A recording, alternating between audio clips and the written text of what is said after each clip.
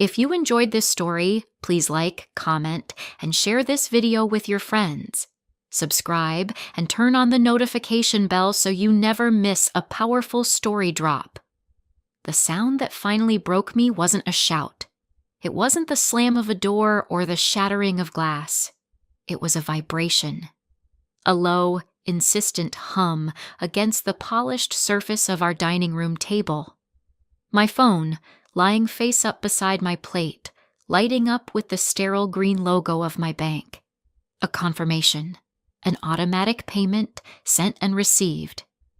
The vibration lasted for maybe 2 seconds, a tiny electronic tremor in the fabric of our Sunday dinner. But in the space of that hum, a 6-year marriage was audited, found wanting, and prepared for liquidation. Because in the exact same moment the notification lit the screen, my mother-in-law Marceline looked at me over her wine glass and delivered her verdict. My name is Yvette. I am 35 years old, and for a living, I practice corporate tax law in Charlotte. I navigate the intricate architecture of liability and obligation, of assets declared and debts hidden. My world is one of contracts, of clauses and sub-clauses, where every relationship is defined by the fine print. I believed, for a long time, that this made me uniquely qualified for marriage. I thought I understood the terms. Curtis was 38. We had been married for 6 years, together for 8. Long enough, I thought, for the initial contract to have been amended by trust, by shared history, by love. I learned too late that marriage is the one contract that operates almost entirely on unwritten clauses. And the most dangerous liabilities are the ones recorded in invisible ink, held in an accounting of silent service that one party keeps meticulously, while the other never even learns how to read the ledger. The inciting wound, when it came, was delivered with the casual, offhand cruelty of a person swatting a fly. It wasn't meant to be a moment of high drama. For Marceline, it was just another Sunday. Another opportunity to remind me of my place in the ecosystem she had curated around her only son. We were finishing dinner.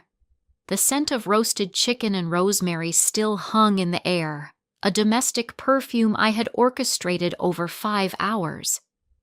Curtis was laughing at a story his mother was telling about a neighbor. I was quietly clearing the plates, my movements economical, practiced. Marceline paused, took a delicate sip of her Chardonnay, and then fixed her gaze on me.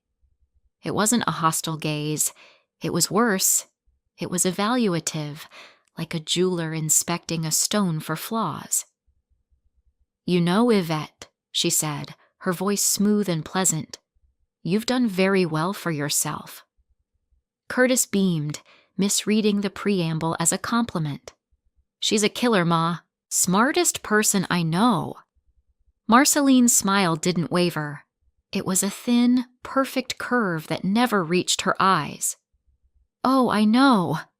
It's just wonderful what a boy like Curtis can do for a woman's prospects." She turned her head slightly, addressing me but speaking for his benefit. "You're nothing without my son. You'd still be filing paperwork somewhere." And that's when it happened. The vibration.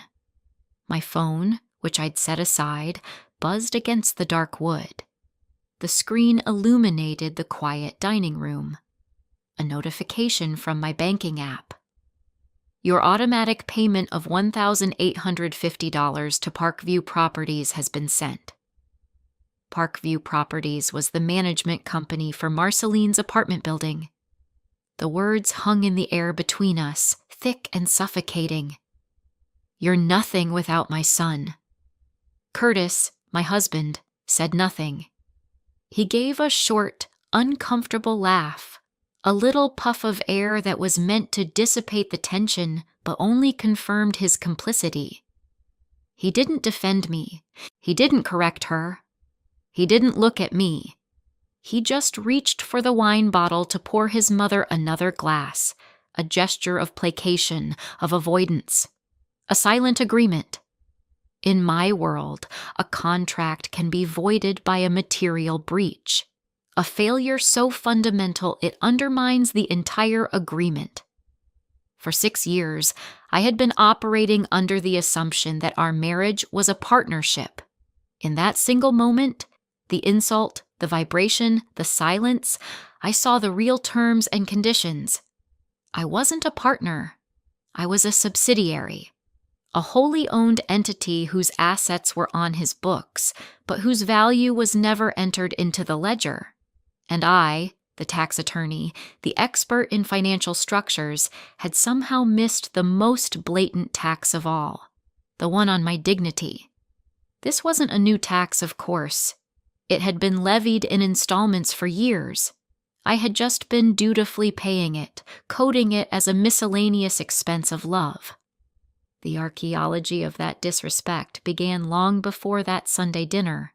It began with the small, quiet erosions of self, the 1,000 transfers of my resources, my time, my money, my expertise that were never acknowledged as transactions. They were just what I did. The most literal of these transactions happened on the 1st of every month. For the past 3 years, my alarm would go off at 6 a.m. Before I brewed my coffee, before the Charlotte sun had even begun to tint the sky, I would sit on the edge of our bed, the cool air raising goosebumps on my arms, and open my banking app. Curtis would be asleep beside me, a dead weight in the sheets, oblivious. I'd navigate to the bill pay section, my fingers moving with practiced ease. Beneficiary, Parkview Properties, amount, $1,850, every single month, for 36 months. A quiet, digital ritual that underwrote the life of the woman who believed I was nothing without her son.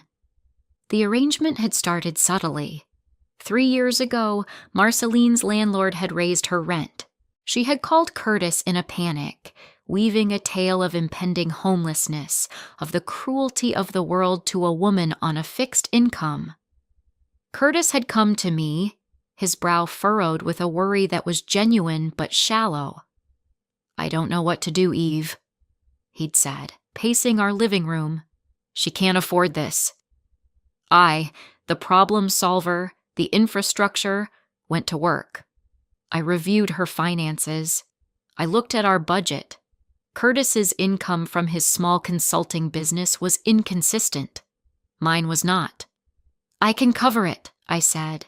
It was a simple statement of fact. His relief was palpable, washing over him like a wave. "Really? Babe, that would be amazing. You're a lifesaver." He kissed my forehead. "We'll pay you back, of course, once my next big invoice clears." The invoice never cleared. Or if it did, the money was absorbed into other things.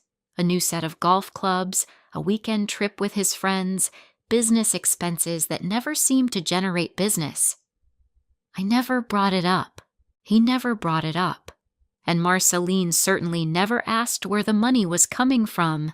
In her mind, her son, her brilliant Curtis, was taking care of her. She would call him, effusive with gratitude. "Oh, Curtis, thank you, baby. I don't know what I'd do without you." He would accept the praise, a preening, self-satisfied smile on his face as he mouthed, "Thank you" to me from across the room, as if I were his silent investor, his behind-the-scenes financier. I was the source of the capital, but he was the face of the foundation. This pattern of uncredited labor extended far beyond the financial. It bled into the professional. Curtis's consulting business, his great source of pride, was legally and structurally my creation. I had filed the LLC paperwork as a wedding gift. I had drafted his standard client agreement. And every Sunday night, our living room transformed into my second, unpaid office. He would be on the couch, watching a game, the volume just a little too loud. I would be beside him, his laptop warm on my thighs, redlining his latest contract. I remember one night in March with crystalline clarity. It's a contaminated memory now, a moment I once saw as proof of our symbiotic partnership, which I now recognize as the blueprint of my own erasure. He was about to sign a major client, his biggest yet. He tossed his laptop to me, the way you'd toss a set of keys. "Hey, can you give this a quick look over? Just the usual." It wasn't the usual. The client's counsel had slipped in a brutally one-sided indemnity clause. It was dense, wrapped in layers of legalese designed to be glossed over. It essentially made Curtis personally liable for any and all damages, real or imagined, that the client might incur for the duration of the project, with no cap. A single disgruntled customer, a minor project delay, and they could have taken everything. Our house, our savings, his business. It would have ended him. I spent the next 2 hours reworking the language. The sounds of the game, the shrill whistle, the roar of the crowd, the inane chatter of the commentators faded into a dull hum. I was in my element, a surgeon excising a tumor. I tightened the scope of work, redefined the terms of acceptance, and rewrote the indemnity clause to be mutual and capped at the total contract value. I saved the document, closed the laptop, and placed it on the coffee table. "Fixed it," I said, not looking up from my own work I'd pulled out. "Thanks, babe," he said, his eyes glued to a replay on the screen. He didn't ask what I'd fixed. He didn't ask what the risk had been. The assumption was that my competence, like the electricity or the water, was just a utility that powered our home. He signed the contract the next day and later celebrated the win as his own. I had saved him from financial ruin, and my reward was the ambient noise of a football game and a distracted monosyllable. At the time, I told myself this was the quiet work of a strong marriage. Now, I see it for what it was. A customer review, not a love letter. The erosion was social, too. Every major holiday, our home became the designated hub for his extended family. My labor was the price of admission. Thanksgiving was my annual magnum opus of self-abnegation. The year before the end, I hosted 22 people. Marceline's 2 sisters, with their running commentary on everyone's life choices. Curtis's cousins from Raleigh, with their pack of unruly children who treated my cream-colored couch like a trampoline. For 3 days I cooked. I brined a 20-pound turkey. I made cornbread dressing from my grandmother's recipe. I baked 3 kinds of pie. I coordinated arrivals and sleeping arrangements. I was a master logistician, a 5-star chef, and a hostage negotiator, all in one. Curtis's contribution was to handle the vibes. This meant he curated the playlist, made sure everyone's glasses were full, and told charming, well-worn anecdotes about his college days. He was the host. I was the staff. Dinner was served. The table groaned under the weight of the food. Everyone was happy, loud, and full. Curtis stood at the head of the table, raising his glass. "To Yvette," he said, smiling at me, "for making all of this happen. We couldn't do it without her." It felt good, that moment of public acknowledgement. It was a crumb, but I was starving, so I devoured it. Later, as I was clearing plates, Marceline cornered me in the kitchen. She was helping, which was her strategic way of gaining a private audience for her critiques. She picked up a piece of turkey left on a plate, examined it, and then looked at me. "It was a little dry this year, dear," she said, her voice dripping with faux sympathy. "But you tried. That's what matters." She patted my arm and walked away, leaving me standing in a mountain of dirty dishes with her casual dismissal ringing in my ears. The public praise from Curtis was just a decorative flourish, canceled out by her private veto. When I mentioned it to him later that night, as we finally collapsed into bed, he sighed. the sound of a man deeply inconvenienced by his wife's feelings. "She doesn't mean it like that," he said, his back already to me. "She's from a different time. That's just how she talks." This was his mantra, the all-purpose solvent for his mother's toxicity. She's from a different time. As if basic human decency were a recent invention, like the smartphone. It was a lazy, insulting excuse, and its real purpose was to absolve him of the responsibility of ever having to defend me. It was easier to manage my reaction than to confront her behavior. The echo pattern was the most insidious part of the erosion. Marceline would plant an idea, a little seed of contempt, and Curtis would water it until it grew into his own opinion. The original sin had occurred years earlier, at our first Easter dinner as a married couple.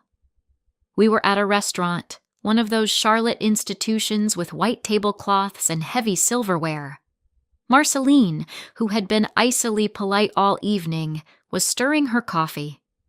"You know, Curtis," she said, looking at her son with a heartbreakingly proud expression, "you could have married a doctor, or that nice lawyer from your father's firm, the one with the family in banking."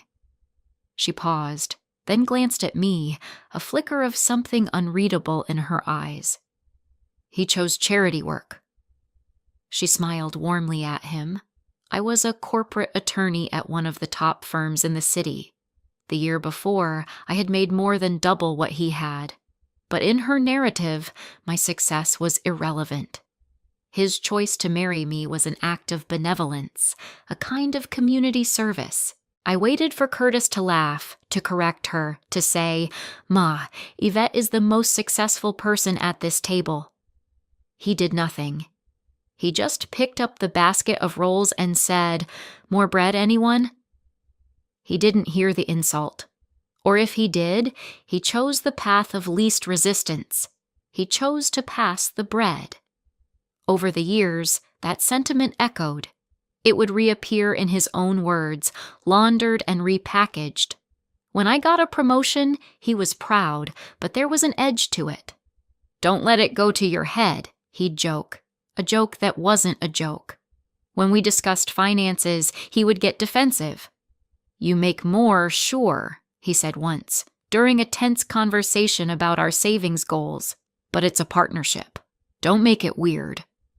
I was the one making it weird by noticing the disparity. My contribution was only acceptable as long as it was silent, as long as it didn't challenge the narrative that he was the head of our household. My salary could fund the life, but his name had to be on the letterhead. Another one of Marceline's original hits was the idea of family obligation. "Family isn't about money," she would say, usually when someone was asking for some.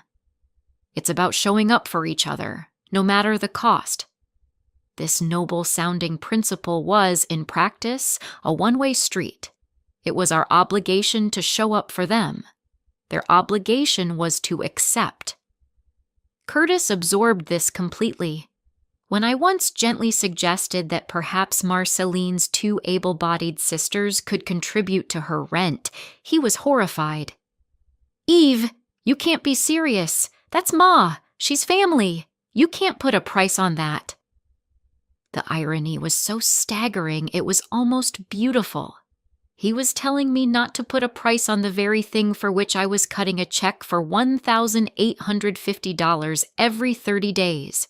I wasn't putting a price on it. I was paying it. All these moments, these thousands of little erosions, were the backstory to the Sunday dinner. They were the accumulated weight that made Marceline's final statement not just an insult, but a verdict. "You're nothing without my son." She wasn't just being cruel. She was stating what she believed to be the foundational truth of our marriage. In her worldview, I was a project he had taken on. My career, my home, my stability, all of it was a reflection of his generosity. He was the sun. I was a minor planet caught in his orbit, borrowing his light. And as the phone vibrated, confirming the transfer of my money to pay for her roof, the lie of it all became incandescent. The hum of the phone was a fact-checker, a live, buzzing refutation. It wasn't anger that I felt in that moment. It was clarity, a cold, quiet, and profoundly peaceful clarity.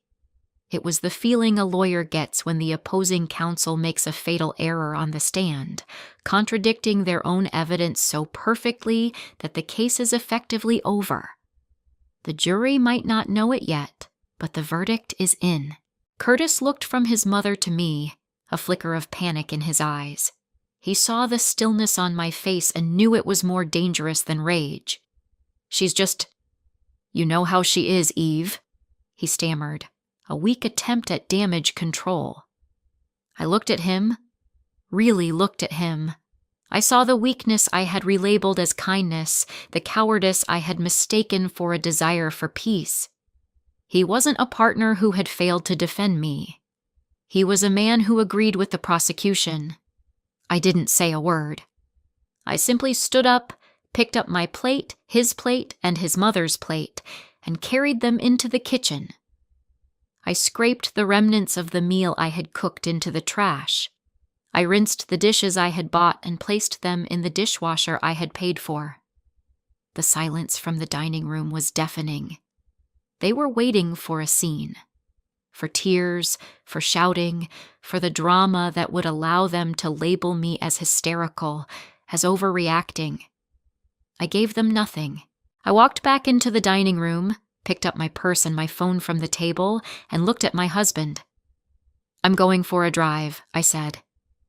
My voice was even, steady, courtroom still. His face was a mess of confusion and fear.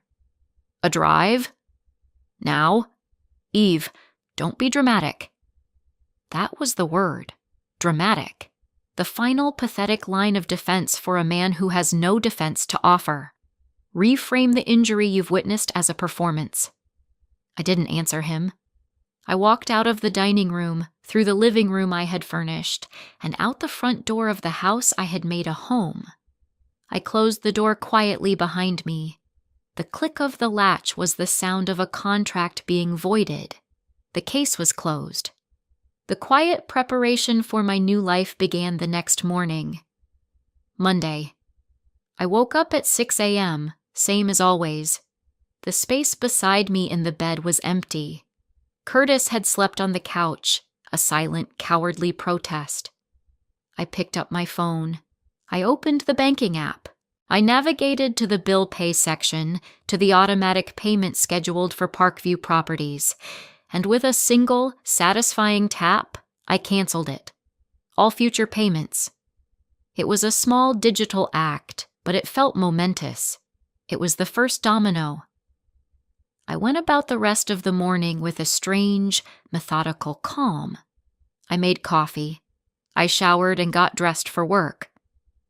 Curtis was in the kitchen when I came downstairs, looking rumpled and lost.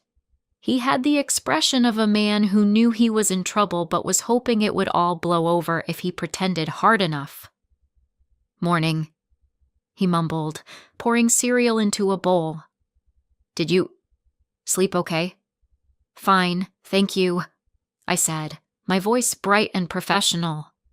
I was already at the office in my head, my mind clicking through a checklist.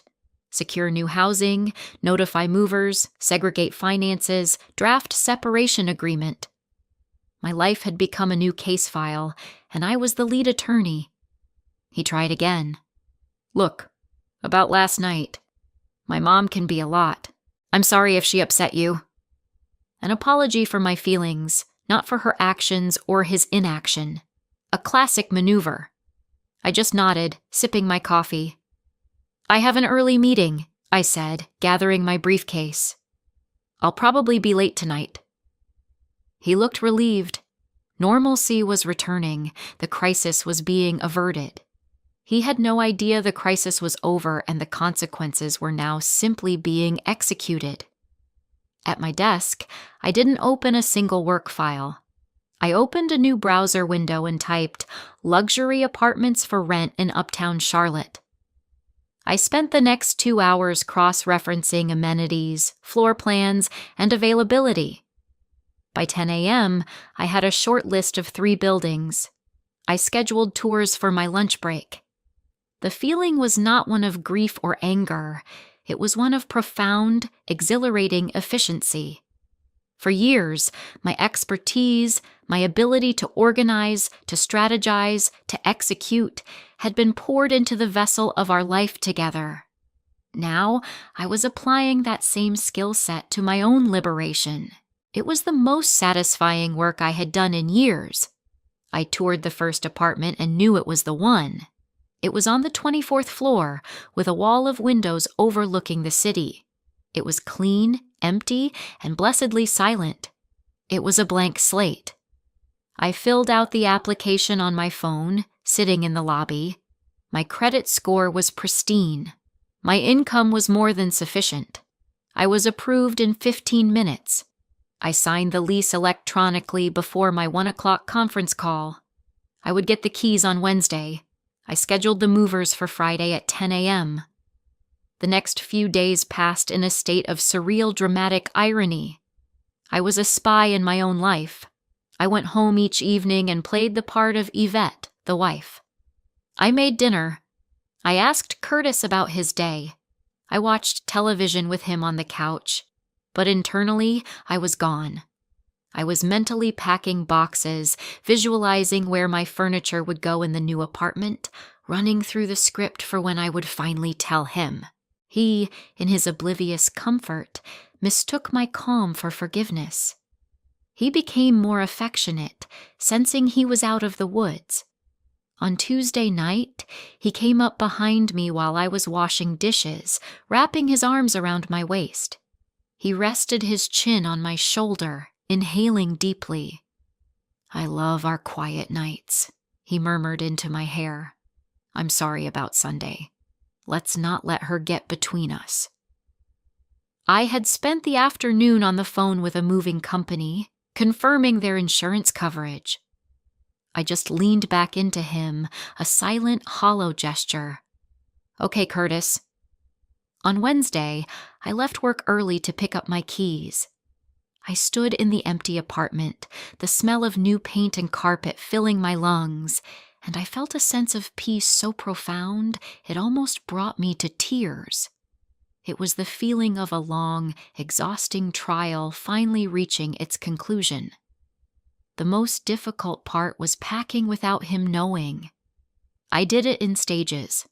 A box of books from my home office here, a file of personal documents there. I took my grandmother's jewelry and my good winter coats to the new apartment on Thursday, hiding them in the back of my car. My life was being siphoned out of our house, piece by quiet piece. By Friday morning, I was ready. He had a 10 a.m. client meeting across town. He kissed me goodbye at the door, a quick, husbandly peck on the cheek. "Have a good day, babe. Don't work too hard." "You too," I said. The moment his car pulled out of the driveway, I made a call. The movers arrived 10 minutes later. They were a team of 4, brutally efficient. They wrapped my desk, my favorite armchair, the paintings I had bought. They emptied my side of the closet, my drawers, the shelves in the bathroom.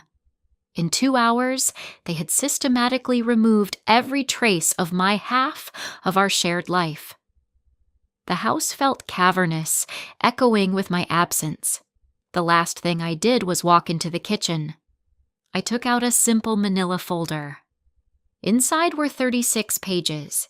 Each one was a printed confirmation of the $1,850 rent payment I had made for Marceline, a 3-year history of my subsidy. I placed the folder squarely in the center of the kitchen island. It was my closing argument, a clear, factual, and irrefutable statement. No note, no drama, just the evidence. I took my purse, my keys, and walked out of the house for the last time, not bothering to lock the door behind me. The partner's escalation cascade began, as I knew it would, with confusion. The first text arrived at 12:15 p.m., just as I was directing the movers on where to place my sofa. "Where are you? Tried calling." I ignored it. The second text came at 12:30. "Seriously, Eve, what's going on? Half your stuff is gone." The third, at 12:32, was a picture of the empty closet. It was followed by a string of question marks. I continued to ignore my phone, focusing instead on the satisfying work of building my new life, unpacking my books and placing them on the built-in shelves, making my bed with my own linens. The silence of my phone was a boundary. The first call came at 1 p.m. I let it go to voicemail. He called again immediately, and again. The frantic buzzing of the phone on the granite countertop was the sound of a man realizing the infrastructure had collapsed. Then came the anger. He must have found the folder. A text message, this time all caps. "What is this? You're trying to make me look bad to my mother? This is sick, Yvette. Manipulative." It was fascinating, his immediate leap to how it would make him look. Not the fact that I had been paying, not the lie he had been living, only the exposure, the damage to his curated image. I sent my first and only reply of the afternoon. It was a mic drop built on simple correction. He had framed my departure as an act of aggression. I reframed it as an act of accounting. I typed, "It's not a statement. It's a receipt." That, apparently, broke him. The calls stopped. The texts stopped. For about an hour, there was silence. I imagined him on the phone with his mother, trying to spin a narrative that would preserve his role as the dutiful son. The next phase was recruiting allies. At 3:15 p.m., a call from a number I didn't recognize. I answered, my voice professional. "Yvette speaking." It was Marceline. Her voice was sharp, a weaponized version of her usual syrupy tone. "Yvette, Curtis tells me you've done something very foolish. You need to stop this nonsense and come home right now. A wife's place is with her husband." I listened, saying nothing. Her words were hollow, irrelevant. The opinion of opposing counsel after the verdict has been rendered. "Are you listening to me?" she snapped. "You are throwing away the best thing that ever happened to you over a little misunderstanding." I took a breath. "Marceline," I said, my voice calm and even, "I am no longer a party to this conversation." And I hung up. Then came the negotiation phase. An hour later, a long, rambling text from Curtis. It was a masterpiece of non-apology, full of phrases like, "I understand you're upset," and "maybe I could have handled things better." It ended with an offer, the kind of concession a man only makes when he's already lost everything. "We can talk about the rent. I'll talk to her. I'll handle it from now on. Just please, come home. Let's not throw away 6 years over this." His offer was proof that he still didn't understand. He thought the problem was the money. He thought he could fix this by taking over the payment, which would of course have to come from my salary anyway. He didn't realize the money was just a symptom. The disease was the disrespect. The final stage, raw vulnerability, arrived late that night. He called me from a blocked number, knowing I wouldn't answer his. I picked up out of a weary sense of obligation, the way you attend the funeral of a distant relative. His voice was thick, broken. He was crying. "I don't understand, Eve," he sobbed. "I love you. How could you just leave? How could you abandon us?" The word abandon struck me. It was so wrong, so fundamentally misaligned with the reality of what had happened. Abandonment implies a sudden, unexpected departure from a place of care. I hadn't been cared for. I had been the caretaker. "Curtis," I said, my voice soft but firm, "I didn't abandon you." I paused, letting the silence create space for the truth. This was my second mic drop, a redefinition of his entire premise. I stopped paying for my own erasure. There was a long silence on his end, just the sound of his ragged breathing. And then he said it. The last line. The single most honest sentence he had ever spoken to me. The structural flaw of his love laid bare. "My mother is old," he said, his voice flat, defeated. "She's difficult. I know that. But she's my mother. You knew what you were marrying into." And there it was, the unspoken clause, finally spoken aloud. My role was not to be his partner, but to be the buffer between him and his obligations. My job was to absorb the friction, to endure the disrespect, because his mother was his mother, and I was replaceable. An accommodating party in the contract of his life. "You're right, Curtis," I said quietly. A final mic drop, one of devastating agreement. I did know. It just took me 6 years to read the fine print. I ended the call. My new life began not with a bang, but with a quiet exhale. The vindication I felt wasn't about his suffering, it was about my peace. The resolution wasn't an event, but a process. It was the simple, revolutionary act of reclaiming my own resources. I started closing my laptop at 6 p.m. I would walk away from my desk and the contracts and liabilities of my clients, and my time would be my own. I would cook dinner for one, not as a performance or an obligation, but as an act of nourishment. I would eat slowly, sitting at my small dining table with the view of the city lights, and there were no one's contracts on the table but my own. The contract of my own well-being. The quiet was the most profound change. I hadn't realized how much noise I had been living with. The television always on, the constant low-grade hum of managing his moods and his mother's expectations, the psychic weight of being the household's designated shock absorber. In the silence of my apartment, I could hear myself think. I rediscovered parts of myself I had archived out of convenience. I started reading novels again, not just legal briefs. I went to art museums on Saturdays, walking at my own pace. I saw him once, about 6 months later. I was in the international foods aisle at the Harris Teeter on a Tuesday night.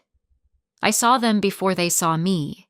Curtis and Marceline standing in front of the olive oils, bickering. He looked tired, diminished. His shirt was wrinkled. She looked impatient, her face tight with annoyance. He was holding 2 different bottles, and she was gesticulating at them, her voice a low, sharp rasp. He was trying to explain something, and she cut him off. I felt a ghost of the old impulse, to walk over, to mediate, to solve the problem, to choose the right olive oil and smooth the ruffled feathers. But it was just a phantom limb, a twitch of a muscle long since atrophied. They weren't a monster and a victim. They were just 2 people, trapped in a dynamic of their own making. Without me as the buffer, the friction was now between them, where it belonged. He looked up and our eyes met across the aisle.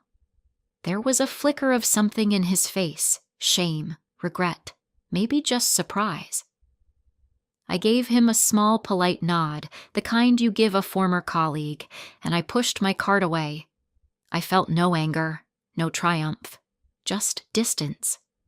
The file was closed, archived, and stored in a box in a very deep basement. It's a strange thing to perform a forensic accounting of your own heart, to sift through the records of a long-term relationship and realize that what you called love was, in fact, a deeply unbalanced sheet of assets and liabilities. For years, I believed that endurance was a form of love. I thought that my capacity to absorb, to provide, to carry was the measure of my commitment. I thought my steadiness was the foundation of our home. I learned that a foundation that only one person is tasked with maintaining is not a foundation at all. It's a cage. My steadiness wasn't being valued, it was being exploited.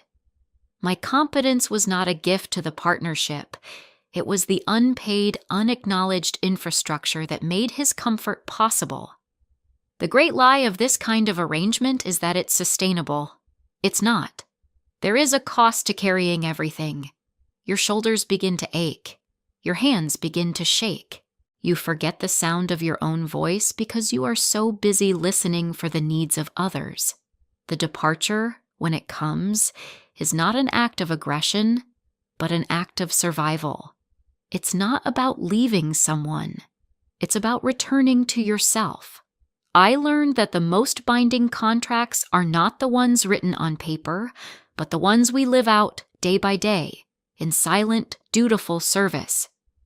And the most important signature, the one that validates all others, is the one you owe to your own name. I finally signed. If you enjoyed this story, please like, comment, and share this video with your friends.